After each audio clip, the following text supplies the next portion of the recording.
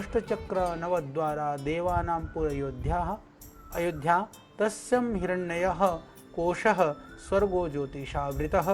इस तरह से अथर्ववेद में भगवान स्वयं कहते हैं कि यह जो देह है यह देवों की नगर है, यह शरीर जो है यह अयोध्या नगरी है जिसमें अष्टचक्र हैं।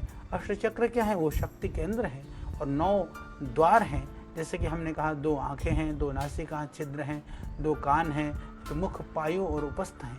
ये 9 छिद्र हैं। हालांकि हमने आपको बताया भी माताओं बहनों में 12 होते हैं, वो सामान्यतः उसको 9 ही ग्रहण करते हैं हम।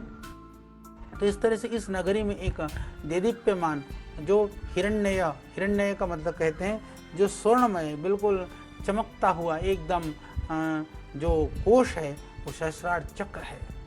जो अनंत सहस्रार चक्र कैसा है? कहा जो अनंत, अपरिमित, असीम सुख शांति, परम आनंद और दिव्य ज्योति से परिपूर्ण है। यानी चक्रों के जागरण से, चक्रों का जागरण का अर्थ यह है कि वह इस तरह से आप समझिए, चक्रों की जागृति चाहते हैं तो साधना की आवश्यकता है, साधना करते हैं तो चक्रों की जागृति होती है। कि ऐसा नहीं है कि सदाचार संयम के बिना चक्रों का जागरण होगा, और चक्रों का जागरण हो जाएगा तो आदमी कभी भी विकार दोषों से परिपूर्ण नहीं होगा। इसीलिए योगाभ्यासी उपासक साधक ही इससे दिव्य जो कोश है, जो खजाना है, उसको प्राप्त कर सकता है। इसके अतिरिक्त कोई दूसरा प्राप्त नहीं कर सकता। ये चक्र बात क्योंकि भौतिक शरीर से संबंधित अवश्य हैं, इसीलिए इनका संबंध, चक्रों का संबंध आप समझिए कि शरीर के अतीन्द्रिय शक्ति केंद्रों से हैं, जो स्थूल इंद्रियों के द्वारा हम नहीं देख सकते हैं।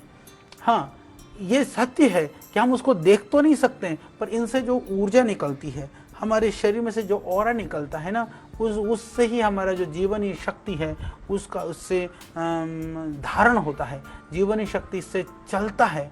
तो परंतु शरीर के विखंडन, यानी कि जब शरीर मृत हो जाता है तो स्वतः ही वो शक्ति विखंडित हो जाते हैं, अपने आप खत्म हो जाते हैं। इसीलिए खत्म होने की वजह से कि कोई हम सोचे कि कोई पोस्टमार्टम करके, या जिसको हम सब छेदन कहते हैं, या कोई सोचे कि चलो जिंदे में जो चक्र होते हैं तो हम मरे के बाद खोजें, ढूंढें, तो वस्तुतः वो चक्र कल्पना, उनको लगेगा कि ये तो कल्पना मात्र है, तो मिला नहीं। पर मैं ये आपको स्पष्ट कर देना चाहता हूँ कि पोस्टमार्टम से आत्मा या शक्ति को नहीं देखा जा सकता।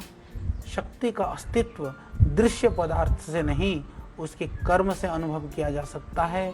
इन शक्ति केंद्रों को, चक्रों को, जैसे कहते हैं एक एक सेल टिश्यू, इनसे निकलने वाली जो प्राण वाहिनी, जो सूक्ष्म नाड़ियों में जो शक्ति का संचार होता है, तो इन नाड़ियों में प्राण का प्रवाह आगे और पीछे दोनों ओर होता है। यानी कि ये जो चक्र हैं, इनका जो प्राण का प्रवाह है वो निरंतर चल रहा होता है, निरंतर चल रहा होगा, जिसको फोटन बोलते हैं। यानी कि एक अणु का भी सहस्रों लाखों भाग ऊर्जा के रूप में वो दिव्य और जबरदस्त ऊर्जा है। आज कल जो मॉडर्न साइंस के अंदर भी वो देखते हैं कि यह एनर्जी और ये ऊर्जा के और केमिकल से, दो से ये शरीर चलता है।